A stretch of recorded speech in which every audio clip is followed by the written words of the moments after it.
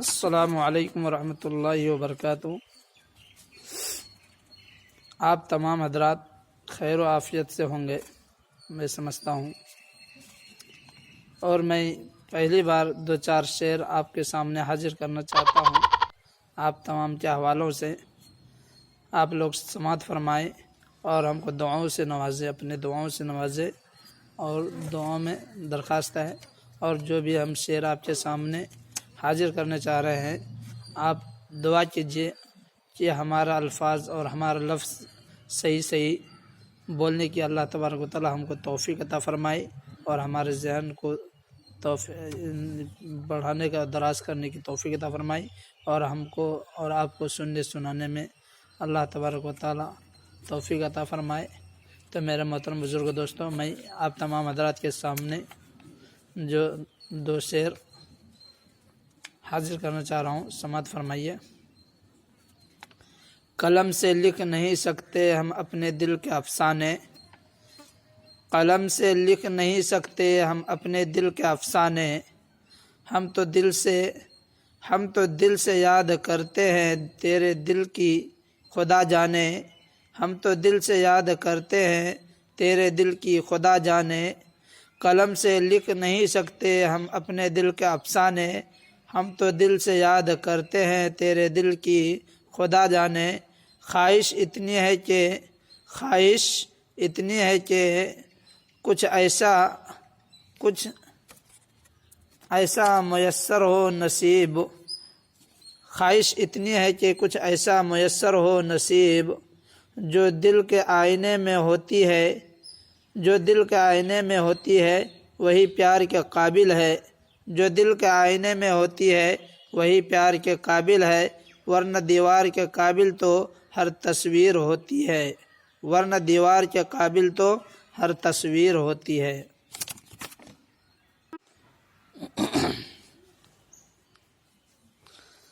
السلام علیکم ورحمۃ اللہ وبرکاتہ۔ میرے محترم بزرگوں، دوستوں، اللہ تبارک و تعالیٰ کے میں سمجھتا ہوں کہ آپ تمام حضرات خیریت و عافیت سے ہوں گے، کیونکہ میں پہلی بار ویڈیو ریکارڈنگ تو بہت کیا ہوں، لیکن اپنا ویڈیو ریکارڈنگ جو ہے پہلی بار کرنے جا رہا ہوں، اس لیے تھوڑا سا بولنے میں یہ ہو رہا ہے۔ تو اگر بولنے میں کوئی کوتاہی، کوئی خطا ہو جائے، کوئی غلطی ہو جائے بولنے میں، تو آپ تمام حضرات سے گزارش کروں گا اور معافی چاہوں گا، معذرت چاہوں گا۔ تو میرے محترم بزرگوں، دوستوں، میں آپ تمام حضرات کے سامنے